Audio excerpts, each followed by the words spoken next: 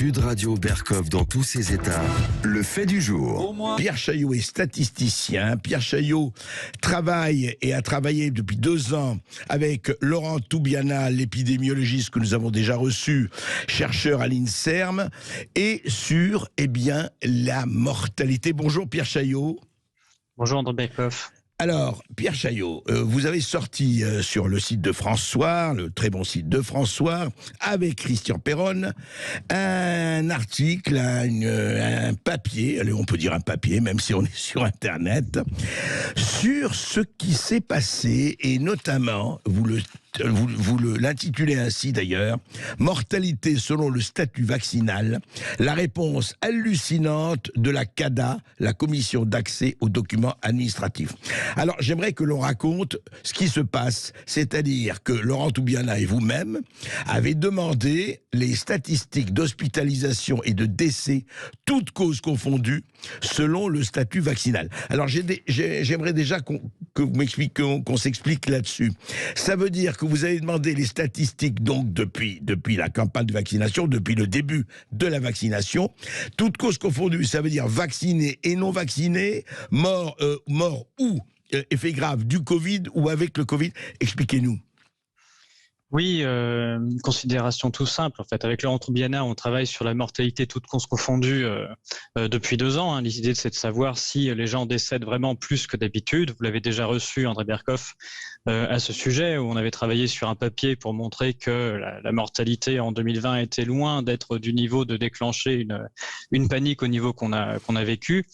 Bon, et quand s'est lancée la campagne de vaccination, évidemment qu'on a dit de façon à être complètement transparent sur ce qui allait se passer après la vaccination, il fallait travailler sur les décès et les hospitalisations, toutes causes confondues.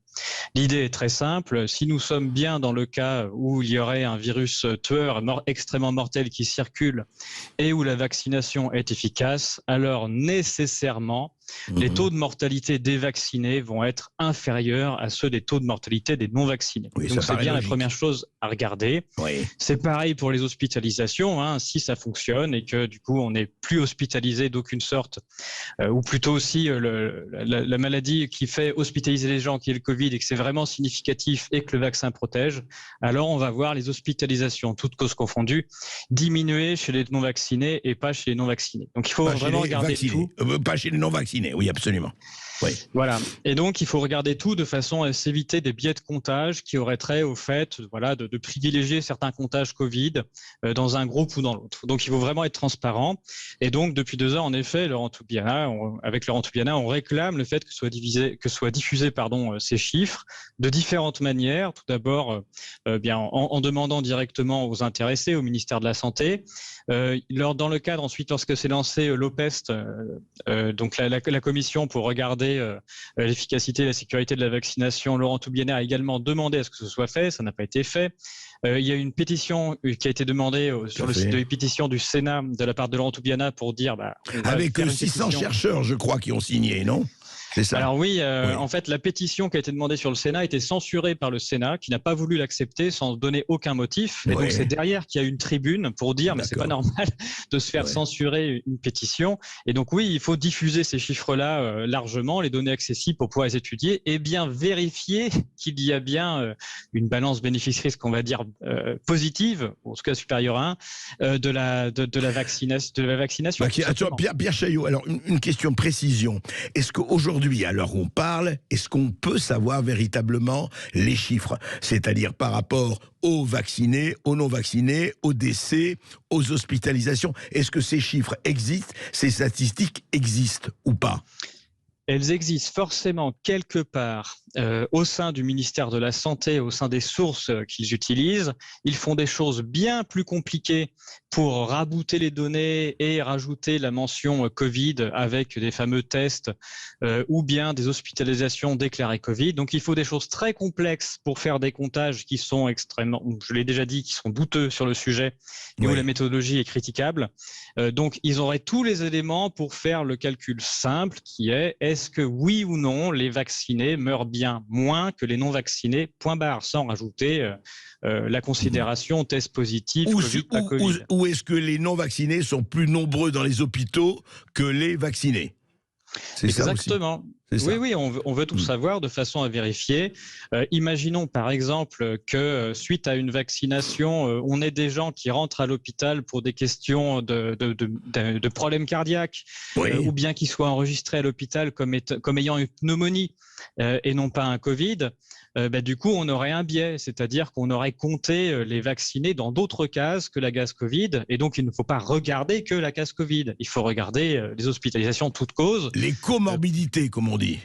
Absolument, la totalité Ouais. des facteurs qui ont D'accord. attrait aux vaccinés, on a vacciné, pour être sûr qu'on est en train de faire quelque chose qui est positif d'un point de vue global sur la santé. Donc c'est vraiment ce qui est réclamé. Alors, je voudrais revenir à l'histoire, donc, enfin, au feuilleton, si je peux me permettre d'exprimer ici, entre guillemets. C'est-à-dire que Laurent Tubiana et vous et l'équipe demandez au ministère de la Santé qui ne répond pas. Il ne répond pas. Vous demandez au Sénat, enfin, d'ouvrir l'enquête. Le Sénat ne répond pas. Il y a la pétition et on s'adresse à la CADA, commission d'accès aux documents administratifs. Je rappelle, et vous corrigez-moi si je me trompe, qu'elle est ouverte à tout le monde et qu'elle doit répondre à ce qu'on lui demande. C'est de 1978, d'avoir l'accès, tout citoyen, aux documents administratifs. C'est bien ça? C'est bien ça, tout citoyen peut demander l'accès aux documents administratifs auprès de la CADA. Donc avant de saisir la CADA, il y a d'abord le ministre ou la ministre de la Santé, c'était Madame Goubourguian à l'époque, qui a été saisie et qui n'a pas répondu dans un délai imparti cet été. Et ensuite, derrière, on saisit la CADA pour demander à la CADA de dire voilà, il y a ces documents qui peuvent être considérés comme des documents administratifs. Ce sont des statistiques accessibles pour le ministère de la Santé. Donc on l'a dit, hein, les taux de mortalité vaccinés non vaccinés, les taux d'hospitalisation, les délais aussi entre la vaccination et le décès, puisque si la vaccination n'a absolument aucun impact et est entièrement sûre, on ne doit pas trouver de lien statistique entre une date de vaccination et de décès. Et pour l'instant, personne n'a regardé. Donc voilà, on demande ces statistiques-là, et puis on demande la même chose pour la grippe, des vaccinations anti-grippe de façon à comparer. Donc on sait que tout ça est quelque part accessible. Ça ne veut pas dire que la statistique elle existe déjà, donc ça ne veut pas dire qu'il y a des statisticiens du ministère de la Santé qui ont déjà fait l'exercice de regarder, mais c'est pas grave. La CADA ne dit pas le document doit exister en l'état. Elle dit le document doit être, on doit pouvoir le créer. Donc là, tout est clair sur le fait que on peut très bien sortir ces statistiques, qu'elles ne sont pas faites. Et donc on pose la question en effet à la CADA et on a une réponse intéressante du ministère de la Santé qui répond à la CADA en disant ces statistiques n'existent pas. Il n'y a pas de base de données qui relie la mortalité. Carrément, ils ont dit ces statistiques n'existent pas. Carrément. Carrément, voilà, il n'y a pas de base de données qui relie le décès à la vaccination d'aucune sorte. On n'est pas capable de les sortir, c'est donc sans objet. Donc il y a hospitalisation, vaccination, ça n'existe pas non plus. Vaccination anti-grippe, on n'en sait rien non plus, on n'a jamais regardé. Voilà, donc là on est dans le cas, on a une fourche, on a deux possibilités. Soit en effet le ministère de la Santé n'a absolument jamais regardé et est complètement incapable de connaître le statut vaccinal des personnes décédées ou hospitalisées. Mais dans ces cas-là, ça veut dire que la totalité des communications qui sont faites par le ministère de la Santé depuis 2 ans sont complètement fausses. Ça veut dire qu'on n'a absolument aucune idée ni d'efficacité ni de sécurité. Hein. Attendez, Pierre Chaillot, quand Jérôme Salomon, tous les soirs, donnait le chiffre des morts, etc. à l'hôpital, vous vous rappelez, ça a duré quand même pendant des mois. S'ils n'ont pas la statistique, c'était bidon. Là, vous parlez des cas où c'était au tout début, où il disait c'était des morts Covid, tout ça, voilà, où il faisait des choses. Là, maintenant, on demande des choses. Il communiquait sur l'efficacité vaccinale qui protégerait de la mort, on voit bien qu'il meurt moins, etc. Du coup, si le ministère de la Santé n'a absolument aucune statistique sur le lien entre décès et vaccination, ils sont incapables de donner ce genre de résultats. Donc, soit toute la communication est basée sur du vent au début, ce qui est assez étonnant, ou bien soit, effectivement, soit ils ont les données quelque part et ils ne souhaitent pas les communiquer, ce qui est complètement différent. Donc on ne voit pas d'autres fourches possibles que ces deux cas. Soit la communication est basée sur rien depuis le début et donc c'est très grave, ou soit ils ont les données, ne veulent pas les communiquer et donc c'est très grave.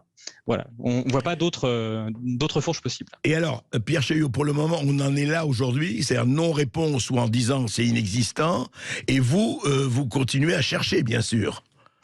Bien sûr, alors nous on essaye, donc il n'existe pas, on ne nous fournit pas, en tout cas, comment dirais-je, le fait que le statut vaccinal des décédés d'aucune sorte, donc on ne peut pas faire ça. La seule chose qu'on peut regarder, c'est on regarde à quel moment décèdent les gens en France, toutes causes confondues, puis on peut regarder à quelle date ont lieu les campagnes de vaccination, mais on ne peut pas faire mieux. Et donc voilà, ce qu'on trouve extrêmement grave, c'est que de se rendre compte qu'au ministère de la Santé, visiblement, absolument personne ne s'est posé la question de savoir si quelque part il pourrait exister un lien entre décès et vaccination, entre hospitalisation et vaccination. Oui. Ça, on trouve ça très très grave. Oui, parce qu'ils ont affirmé, et depuis toujours, et on pouvait les croire, enfin on pourrait dire c'était légitime, rappelez-vous, jusqu'à présent, on dit d'accord, il y a des effets secondaires, il y a des effets indésirables, mais le vaccin protège des formes graves. Et c'est une affirmation qui est donnée dans les médias, partout, par les ministères et partout. Et vous dites, ok, c'est possible, mais ayons les statistiques pour le prouver. Et vous ne les avez pas. Et personne ne les a. Exactement. Ouais. Du coup, toutes les affirmations sont basées sur le fait de dire, voilà, on compte moins de personnes dites vaccinées dans nos bases dans les cases qu'on met Covid. On dit, très bien. Mais est-ce qu'on peut vérifier vraiment toutes causes confondues si c'est vraiment si ça a l'air positif? Et ça, visiblement, il n'y a rien. Et donc, il y a beaucoup de biais, il y a beaucoup de biais au comptage pour entrer dans une case Covid. Il y a le fait de faire un test, par exemple. On sait très bien que quand on met en place un pass vaccinal, eh bien, il y a quasiment que les non-vaccinés. Enfin, les non-vaccinés vont beaucoup plus se tester que les vaccinés. Donc, ils ont beaucoup plus de chances de rentrer dans une case Covid, quelle que soit la cause pour laquelle ils rentrent à l'hôpital d'ailleurs, mais avec une jambe cassée. Enfin bref.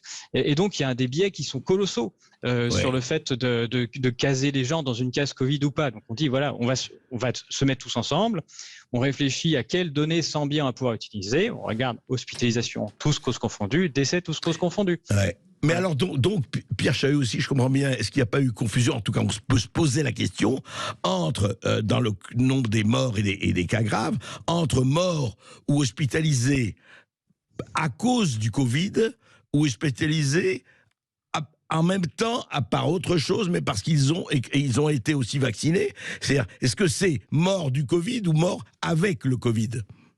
Oui, tout ça, c'est entièrement confondu. Quand on est sur des bases où on demande aux hôpitaux de remplir s'il y a suspicion d'un Covid, on met Covid, ou s'il y aurait un test positif, on met Covid, évidemment, on met absolument tout le monde dedans. Comme tout est décidé par les tests, notamment, on peut tous aller voir sur le site de l'adresse pour se rendre compte qu'à tout moment, parmi les gens prétendument Covid avec un test positif, il y a plus de dits asymptomatiques que de symptomatiques. Donc c'est arrivé plein de fois quand on va sur les statistiques de l'adresse. Ça, c'est un problème. C'est-à-dire qu'on est en train de mettre des gens qui n'ont visiblement absolument rien, mais à qui on donne un test qui visiblement ne vaut absolument rien d'un point de vue statistique, je parle. Et donc on fait rentrer des gens dans des cases sans que ça n'ait aucun sens. Alors Pierre Chaillot, oui, allez-y, pardon. Vous avez raison sur le fait que du coup on a une confusion totale entre dire voilà, c'est Covid ou c'est pas Covid sur la base de quelque chose qui visiblement n'a pas de lien, un résultat qui n'a absolument pas de lien avec le fait d'être malade. Et dernière question avant de répondre à nos auditeurs, Pierre Chaillot, parce qu'il y a beaucoup de questions, on est envahi, et au bon sens du terme, par des questions que posent les auditeurs de Sud Radio. Est-ce que, quand le CADA, quand vous leur avez dit, quand ils ont demandé ça, ils ont dit oui, nous, écoutez, on peut rien faire, voilà, on a transmis au ministère de la Santé, le ministère de la Santé nous a dit ça, notre rôle s'arrête là. C'est ça ce que répond la CADA ou pas? Oui, c'est ce qu'ils nous disent. Ce qui est assez exceptionnel, normalement, c'est à la CADA d'insister, du coup, de juger du fait que, en effet, la réponse du ministère de la Santé a du sens. Bon, on voit bien que sur toutes les instances qui sont censées nous permettre d'accéder à des informations ou des choses légitimes pour les citoyens, depuis qu'il y a maintenant la fameuse pandémie et tout le secret autour de ça, toutes les protections qui avaient attrait à justement savoir pourquoi les lois sont mises en place, ou bien voilà, on va dire les critères dits scientifiques qui permettent au gouvernement d'affirmer telle ou telle chose, il n'y a plus rien qui filtre et on peut absolument plus rien accéder. Donc ça, on a une régression qui est énorme sur, on va dire, notre démocratie, sur le fait de pouvoir accéder aux raisons qui accéder à l'information, accéder à ce que tout citoyen devrait avoir, et d'autant plus vous, statisticiens, chercheurs, ce qui me paraît la moindre des choses, en tout cas, quels que soient les résultats, bien sûr. On a des auditeurs, Lucien. Oui, chers auditeurs, vous nous appelez au 0826 300 300 pour participer à la discussion. Et on accueille tout de suite Daniel de Dax. Bonjour Daniel. Oui, bonjour Daniel. Oui, bonjour messieurs. Je suis vraiment contente de pouvoir vous dire un petit peu ce qui nous est arrivé. Oui, soyez simplement un peu, parce qu'on a énormément d'auditeurs, Daniel, mais allez-y. Écoutez, allez-y. en fait, on a fait 2 doses, contraint et forcé, comme un peu tout le monde. Eh bien, moi, j'ai pas marché au bout d'une semaine. Je n'ai pas marché pendant 6 mois. Bon. Ah oui. Je suis sûre que c'était ça. J'ai jamais eu un truc pareil. Et mon mari, eh bien, a développé un cancer, un myélome, et puis après un AVC. Et on a vu enfin un médecin j'ai dit écoutez, jamais de 3e dose, parce qu'on a attrapé bien sûr le Covid en plus, c'est quand même normal. Et il y a un seul médecin qui a osé nous dire écoutez, ça peut être ça. Voilà. D'accord. Donc, je pense que les effets secondaires, on n'en parle pas du tout. Et ce qui m'étonne beaucoup, alors, il y a le gouvernement, bien sûr, mais là, je pense qu'il y a une énorme question d'argent. Mais les gens sont complètement obnubilés et continuent à se faire vacciner, même s'il y a cette espèce d'épée de Damoclès. Ils n'écoutent pas les gens qui ont eu des problèmes comme nous, et qui en ont encore, évidemment. Donc, qu'est-ce qu'on peut faire? Je ne sais pas comment ça va se passer. Je comprends, Daniel. Alors, 2 choses juste. On va en parler justement avec Pierre Chaillot. Alors, on répond, Daniel, à ça. On dit, oui, mais attendez, peut-être un médecin vous a dit ça. Mais, et c'est la question que je pose à Pierre Chaillot, oui, mais corrélation n'est pas causalité. Alors, on peut dire peut-être, mais enfin, personne, jusqu'ici, en tout cas, j'ai beaucoup entendu, j'ai beaucoup discuté, hein. Oui. Nous sommes ouverts à tout. Avec des médecins et autres, il dit, oui, mais personne n'a jusqu'ici la preuve qu'il y a corrélation entre les vaccins et hospitalisation ou décès, et on en reste dans ce flou pas très artistique. Mais il n'y a pas la preuve inverse non plus. Il n'y a pas la preuve inverse, oui, mais la preuve c'est à nous peut-être de la faire à nous. Alors Pierre Chaillot, je voudrais savoir ce qu'en pense Pierre Chaillot. Daniel, est-ce que vous pouvez me dire si vous avez fait une déclaration à la pharmacovigilance suite à ce qui vous est arrivé? Non. Très bien. Eh bien voilà, donc ça on a un bon exemple. Il faut savoir que normalement il y a des systèmes qui sont là pour permettre aux gens de déclarer les effets indésirables qu'ils ont après tout type de médicaments. Ça s'appelle la pharmacovigilance. Oui. Donc dès que il y a un site, il faut aller sur un site pharmacovigilance, c'est ça? D'accord. Oui, il faut faire une déclaration. C'est extrêmement long et fastidieux. C'est pas pour rien. Ça permet d'éviter que les informations remontent. Et la pharmacovigilance, normalement, peut être remplie par soit la personne qui a eu des problèmes, soit par un professionnel de santé. Et donc, la moindre des choses, ce serait que les personnes et que les praticiens finissent par le faire, mais ils sont très peu à bien vouloir le faire, déclarent les événements qui ont lieu après. Il se trouve que depuis que les vaccinations anti-Covid ont été lancées, on a des records absolus de déclarations en pharmacovigilance en Europe et aussi aux États-Unis. Donc en fait, on a bien des traces. Je crois qu'en Europe, on est à 28 000 morts post-injection déclarées en pharmacovigilance. Ça ne veut pas dire causalité, évidemment, mais c'est quand même énorme. Ça ne veut pas dire que c'est ça, mais voilà. Oui. C'est-à-dire qu'il y a quand même, dans la moitié des cas, un professionnel de santé qui s'est dit il faut quand même que je me fente de prendre 2 heures de mon temps pour faire une déclaration parce que moi, je pense qu'il s'est passé quelque chose. Donc, c'est pas rien comme trace. D'accord. Selon l'industrie pharmaceutique, je me répète, l'industrie pharmaceutique estime qu'il n'y a que 10% des problèmes qui remontent. Donc, ils ne sont même pas en train de dire, voilà, on pense qu'il y en a trop. Ils pensent que chaque chiffre de pharmacovigilance devrait être multiplié au moins par 10. Vous voulez dire que les industries pharmaceutiques disent ça? Voilà, et donc les autres personnes indépendantes qui travaillent sur le sujet disent plus, mais au moins si on se base sur l'industrie pharmaceutique, c'est ça. D'accord. Donc non, on ne peut. Vous voyez, là on a un exemple de personne qui a un problème juste après. Là, normalement, ce qu'il aurait fallu faire, c'est le déclarer de façon à ce que tout le monde déclare et qu'on voit si tout le monde déclare, il se passe quelque chose, un lien.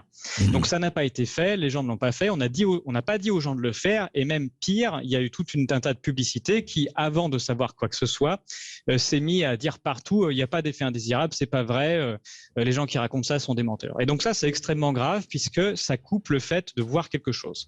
Et en l'occurrence, même si jamais, imaginons vous êtes jeune, j'en connais, vous avez 40 ans, vous êtes en forme, vous faites vacciner et derrière vous êtes uniquement, on va dire, cloué au lit pendant 15 jours. Et bien même ça devrait être déclaré, évidemment, personne ne le fait, puisque si jamais à 40 ans, vous êtes cloué au lit 15 jours, imaginez ce que ça fait une personne de 85 ans qui a déjà des difficultés respiratoires. Donc voilà, il y a un vrai problème avec la déclaration, et en effet, les gens ne déclarent pas assez, les médecins ne déclarent pas assez, et bien sûr que même avant de parler de causalité, il faudrait que tout le monde déclare pour qu'on sache au moins en masse ce qui se passe et pour avoir des choses. Lucien, un autre ou une autre auditrice. Un autre auditeur, on accueille Patrick de Suresnes. Bonjour Patrick. Bonjour Patrick. Oui, bonjour, merci de me prendre à votre antenne. Moi, je voulais signaler donc mon cas qui semble tout à fait correspondre au type d'exigences là qui sont faites pour la liberté d'information. En juillet-août donc 2021, à la période donc où toutes les vaccinations ont été quasiment rendues obligatoires de fait. J'ai fait mon vaccin pour des raisons pratiques importantes de vie personnelle. Oui. Et à cette période, moi-même et un collègue de bureau avons eu à 1 mois d'intervalle. Donc lui, c'était en août, 2 semaines après la première piqûre Pfizer, et moi 3 semaines, un petit peu plus après la deuxième piqûre Pfizer. Nous avons eu tous les deux une péritonite appendiciale ou appendiciaire, si je ne me trompe pas, je mélange à chaque fois. Et donc je suis fortement étonné de la coïncidence quand même, mais pendant longtemps j'ai pas trouvé d'informations en cherchant sur le net, donc j'ai failli abandonner. Là jusque récemment, bêtement, au lieu de chercher à péritonite, j'ai cherché à appendicite, puisque c'était une péritonite appendiciale. Et j'ai cherché à Comirnaty, c'est-à-dire le nom du vaccin de Pfizer. D'accord. Et là, les résultats tombent, alors qu'avant je trouvais rien, les résultats là sont énormes, donc c'est évidemment l'appendicite est reconnue, est disponible dans le Vidal, elle est reconnue par Pfizer même, dans un certain nombre de ses études, même si une étude de Pfizer en particulier qui date un peu, j'ai plus la date, mais elle était limitée à 7 jours, mais voilà, Patrick. Et aussi par une étude israélienne de 800 000 personnes. D'accord, Patrick, donc, voilà. Là on doit faire, c'est le temps des informations, restez avec nous, Pierre Chaillot aussi, restez avec nous, nous continuons après les informations, c'est très important, c'est le droit, non pas à l'information, à l'accès et à la liberté d'expression. On ne prend pas position sur un asque, mais le droit à l'information est essentiel. Sud Radio. Les Français parlent au français. Les carottes sont cuites. Les carottes sont cuites. Sud Radio Berkov dans tous ses états. Eh oui, je ne suis pas le seul, comme vous le savez. Pierre Chaillot, donc on parlait de, vous avez entendu Patrick, et vous avez dit quand même il y a quelque chose qui est là, qui est quand même, vous dites justement dans votre lettre, dans votre article avec Christian Perron, vous le dites ici, on a quand même un certain nombre d'indicateurs, il y a les assurances sociales, il y a tout est informatisé, que ce soit les décès, les hospitalisations, la pharmacovigilance quand on l'utilise. Donc ce que je voudrais comprendre, c'est que ce silence quand même, ce silence assourdissant du ministère de la Santé, est-ce qu'il peut durer ou pas, à votre avis ? Bien, en tout cas, quand on le fait parler, on obtient des réponses très intéressantes. Ici, c'était le cas où, quand on leur a demandé des statistiques sûres et non biaisées, ils nous ont dit qu'ils n'avaient absolument rien. Donc oui, je pense que la stratégie, c'est de se taire au maximum et de ne rien regarder, de façon à ne pas être confronté à la réalité. Il y a une omerta totale sur ce qui est la pharmacovigilance, et on n'obtient que des encarts publicitaires nous disant qu'il ne se passe absolument rien et que corrélation n'est pas causalité. Vous avez vu le cas de Patrick, vous avez écouté le témoignage de Patrick, là, juste avant les informations. Ouais. Exact. Il était extrêmement intéressant sur un point précis de la pharmacovigilance, qui est que les industriels sont très contents du fait que les gens mettent dans une case extrêmement précise les problèmes qu'ils ont eus. Par exemple, il n'y a pas de case problèmes cardiaques généraux, ils vont diviser péricardique, myocardite, etc. Ce qui permet, comme on sait qu'il n'y a pas grand monde qui déclare, et que chacun va déclarer une case différence puisqu'on aura été extrêmement précis sur une pathologie, on ne va rien sortir de statistiques. Et donc il y a quelque chose qui est ressorti très récemment grâce à association qui s'appelle Où est mon cycle, qui fait parler les femmes qui ont des problèmes menstruels. Oui. C'est ça, c'est que quand une femme se trouve avec quelque chose qui l'a rendue malade, et quelle que soit la maladie, une des premières choses qui disparaît, c'est la régularité menstruelle. Et donc, les problèmes de menstruation sont un révélateur extrêmement fort qui embête très fortement l'industrie pharmaceutique. Il y a pas mal de choses qui sont faites dans les essais où ils essayent d'éviter d'avoir trop de femmes et même trop d'animaux femelles quand ils font les essais sur les animaux, parce qu'il se passe quelque chose d'assez immédiat dès qu'il y a un problème avec un médicament, voilà, qui est la fin des menstruations. Quel que soit le médicament, quelle que soit la maladie, le cycle menstruel est atteint.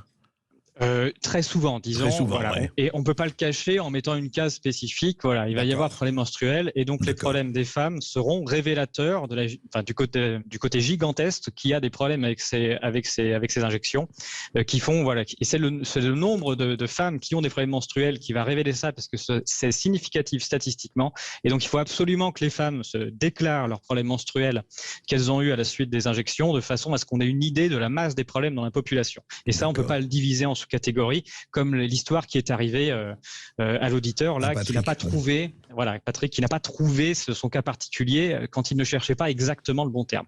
Oui, alors nous allons prendre peut-être un dernier auditeur. Un dernier auditeur, ce sera Marie des Yvelines. Bonjour Marie. Oui, bonjour Marie.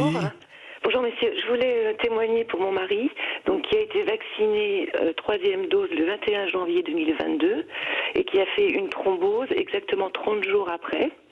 Donc j'ai fait une déclaration et j'ai reçu une réponse. Alors, les médecins n'ont pas voulu signer la déclaration.